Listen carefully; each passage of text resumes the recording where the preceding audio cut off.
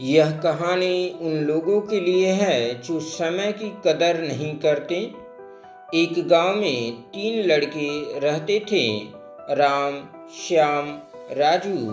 तीनों के पिता काफ़ी अमीर थे। तीनों का बचपन बहुत अच्छे तरह से गुजरा था। उनके माता पिता कभी भी उनकी कोई भी मांग को अनदेखा नहीं करते थे।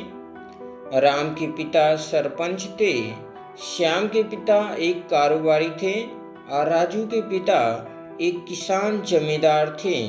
छोटी उम्र से ही उन सबको लाड़ प्यार से ने ऐसा बना दिया था कि ना तो उनको मेहनत का पता था और ना ही उनको समय की परवाह थी।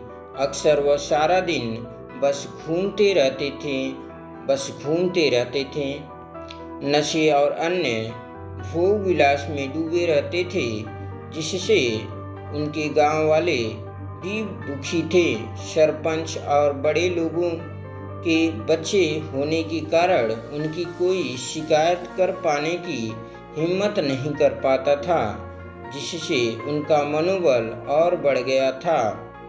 एक दिन उनके गांव में बहुत तेज बारिश हुई, जिससे सब लोगों को नुकसान हुआ, जिसमें इन तीनों के पिता भी थे। लेकिन इतना कुछ होने के बाद भी उनके बेटों का वही हाल था। वो बस घूमते रहते, नशा करते, भोग विलास करते रहते थे। माँ बाप काफ़ी चिंतित रहा करते थे। ये तीनों भले ही कितने गंदे थे, लेकिन इन तीनों के अंदर एक खास बात थी जिसकी पहचान किसी को नहीं थी और उनको खुद को भी पता नहीं था। राम एक बहुत अच्छा नेता प्रतिपक्ष था, क्योंकि अपने पिता के पास रहते हुए उसको इसका काफ़ी ज्ञान हो गया था, क्योंकि उसके पिता सरपंच थे। श्याम भी इस तरह से बिजनेसमैन की समझ रखता था, क्योंकि उसके पिता एक कारोबारी थे। और राजू खेती का काम जानता था, क्योंकि उसके पिता जमींदार थे। पर अपनी गलत कामों की वजह से उन सब ने अपने इन टैलेंट पर ध्यान ही नहीं दिया, जो कि उनकी सबसे बड़ी कमजोरी थी। इस तरह से इनकी बदमाशियों को देखकर इनके पिता इन्हें सीख देने को सोची। तीनों पिताओं ने आपस में बात करी और उसका एक हल निकाला। तीनों पिताओं ने अपना अपना काम अपने अपने बेटे को सौंप दिए, जिससे उनको समय की कदर का पता लगे। तीनों के पिता ने एक वसीयत बनाई, जिसमें ये लिखा था कि 1 वर्ष के अंदर इन तीनों को 10 लाख रुपए कमा कर देने होंगे, जो बिना किसी गलत काम करके कमाए गए हों, और तीनों को अलग अलग स्थान पर रहना था। इन तीनों को 5-5 लाख रुपए भी दिए गए, ताकि उनको अपना काम स्टार्ट करने में दिक्कत ना हो। पहले तो सब खुश हो गए कि हम आज़ाद हो गए, हमको पैसे मिल गए, और ऐसा सोच करके इन्होंने फिर से काफ़ी समय मौज मस्ती करने में लगा दिया। इस तरह से 6 महीने बीत गए और इनका काफ़ी सारा नुकसान भी हुआ। फिर एक दिन अचानक उनको एहसास हुआ कि अगर हम शर्त हार गए तो हम अपनी अपनी जायदाद खो बैठेंगे। धीरे धीरे उनकी चिंता बढ़ने लगी। एक दिन वो इसी उधेड़ धुन में एक पार्क में बैठे थे और कुछ डिस्कस कर रहे थे कि उनको एक छोटी सी लड़की मिली। वो फूल बेच रही थी और साथ में पढ़ भी रही थी। तीनों लोग उस लड़की के पास गए। तभी राम ने लड़की से बोला, बेटी आपकी उम्र क्या है? तो लड़की ने जवाब दिया कि मैं 12 साल की हूँ। अंकल इतना सुनते ही राम ने आश्चर्य से पूछा कि आप इतने छोटे होकर के खेल नहीं रहे हो। इस पर लड़की ने जवाब दिया कि मेरे पापा अब इस दुनिया में नहीं हैं और माता बीमार रहती हैं, इसलिए मैं ये काम करती हूँ। ये सुनकर राम ने अपना पर्स निकाला। उसके पास जो भी पैसे बचे थे वो उस लड़की को देने लगा। उसके बाद लड़की ने बोला, अंकल आप भी फूल ले लो, मुझे बहुत खुशी होगी, क्योंकि मैं अगर आपसे फ्री में पैसे ले लूँगी तो फिर मेरा पढ़ाई में मन नहीं लगेगा, मैं कामचोर बन जाऊँगी, क्योंकि यही समय है जिस समय में अपना भविष्य लिख सकती हूँ।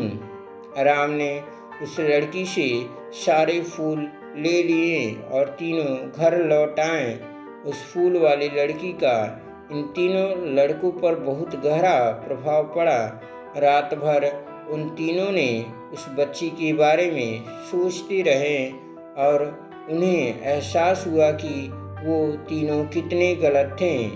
तीनों ही दोस्तों को एहसास हुआ कि आज भी उनके पास 6 महीने का समय है अपने पिता के दिए गए काम को पूरा करने का और भविष्य बनाने का।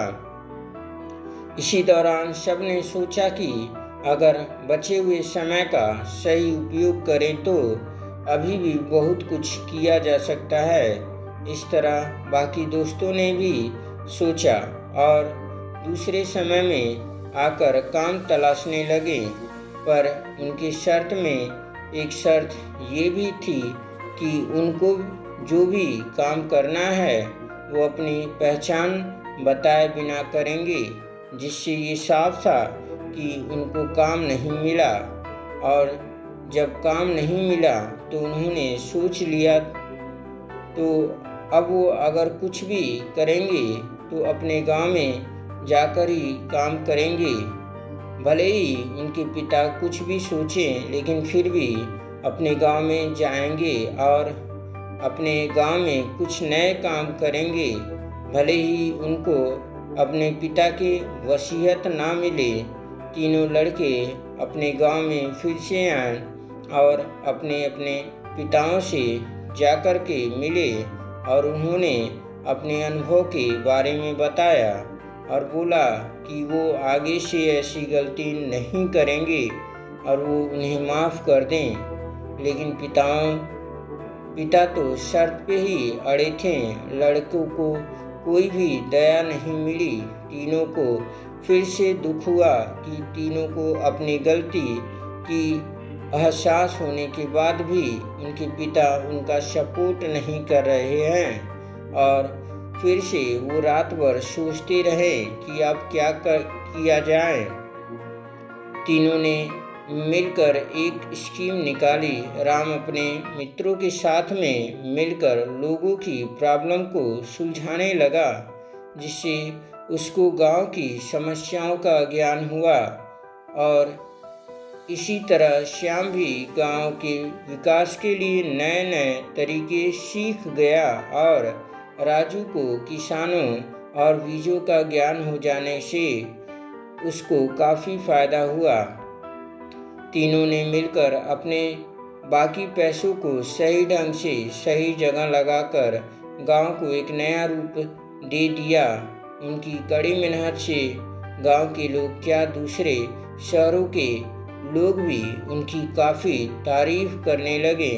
उनका गांव तरक्की करने लगा। नई तकनीकों के कारण हर वर्ग के लोगों से उनका जुड़ाव होने लगा और एक समय आने के बाद उनके पिताओं ने भी उनको माफ़ कर दिया। इस तरह से दोस्तों उन तीनों को समय की कीमत का अंदाज़ा हुआ कि पहले वो कितना समय बर्बाद कर रहे थे, लेकिन जब से उनको समय की कीमत का अंदाज़ा हुआ तब से उन्होंने समय को बर्बाद नहीं किया और काम करके पैसा कमाया, नाम कमाया और ये सीखा ईमानदारी से ज़िंदगी कैसे जीते हैं। दोस्तों कुल मिलाकर कहने का मतलब यही है कि आप सभी समय को बर्बाद ना करें अगर ये समय आपके हाथ में से निकल गया तो कुछ नहीं कर सकते। और हाँ, समय के पास इतना समय नहीं है कि वो आपको दोबारा समय दे। अगर आपको हमारा ये वीडियो पसंद आया तो चैनल को सब्सक्राइब करें तथा वीडियो को लाइक और शेयर करें और बेल आइकन प्रेस कर लें। जय हिंद।